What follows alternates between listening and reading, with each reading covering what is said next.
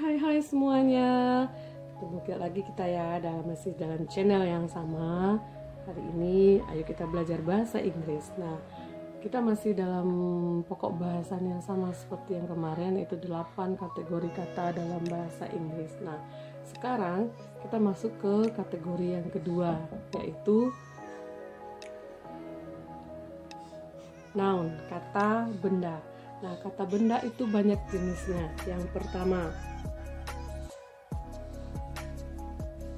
common noun. Common noun adalah kata benda umum. Contohnya, food, makanan, animal, hewan, dan yang lainnya. Nah, yang kedua, ada namanya proper noun. Proper noun itu kita menamai suatu benda.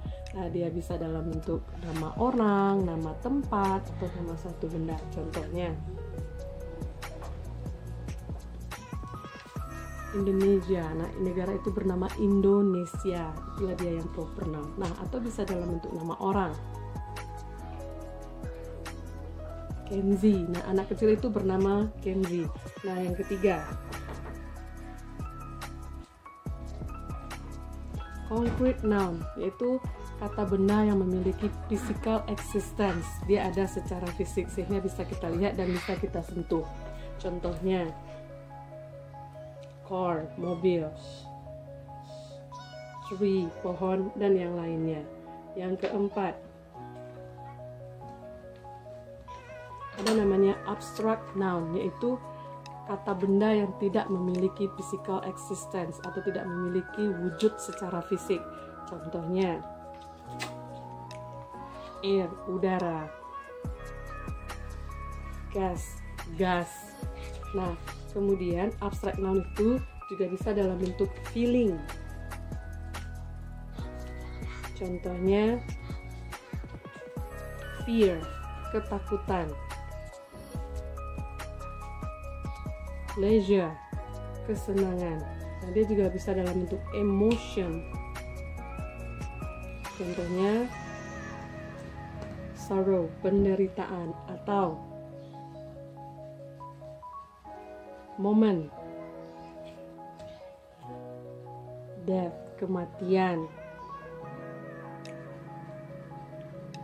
marriage, pernikahan. Nah, abstract noun juga bisa terbentuk dari beberapa kata lain yang kita tambah akhiran sehingga dia menciptakan suatu kata benda. Contohnya dari verb. Verb adalah kata kerja yang kita tambahkan ion, ation, nation. Nah, dia akan berubah menjadi kata benda. Misalkan, creation itu berasal dari kata create, kata kerja, menciptakan, sehingga kita tambah akhiran ion, dia akan menjadi kata benda. Creation, ciptaan.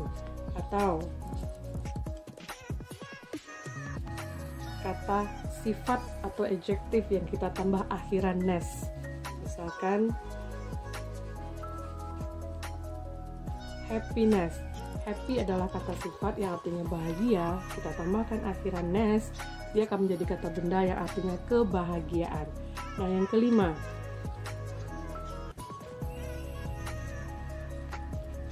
countable noun. Countable noun adalah kata benda yang dapat dihitung. Kata benda yang dapat dihitung, dia akan mempunyai bentuk singular dan bentuk plural. Singular maknanya tunggal, plural maknanya jamak. Kalau bentuk singular, kita biasa pakai artikel a or an.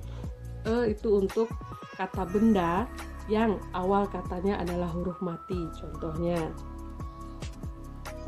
a table. T adalah huruf mati atau consonant.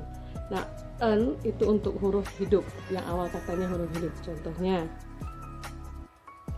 an apple. Nah, e adalah vowel atau huruf hidup. Nah, dalam bentuk plural biasanya kita tambahkan s di akhir sebuah kata. Contohnya, tables. Nah, dia tidak lagi menggunakan artikel e atau n. Nah, yang keenam,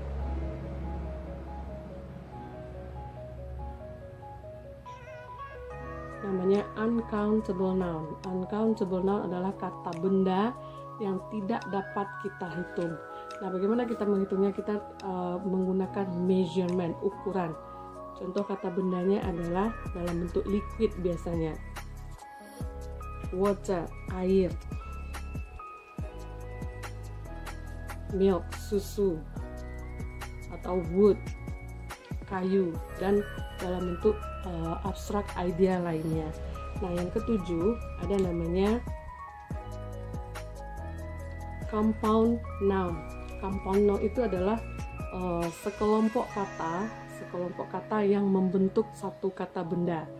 2 atau 3 atau sekelompok kata yang membentuk kata benda. Contohnya rainfall, curah hujan. Credit card, kartu kredit. Nah, yang kedelapan ada namanya collective noun, kata benda yang biasanya menggunakan of dan ditambah plural noun. Of dan plural nouns. Nah, maknanya dia satu set, satu grup kata benda. Contohnya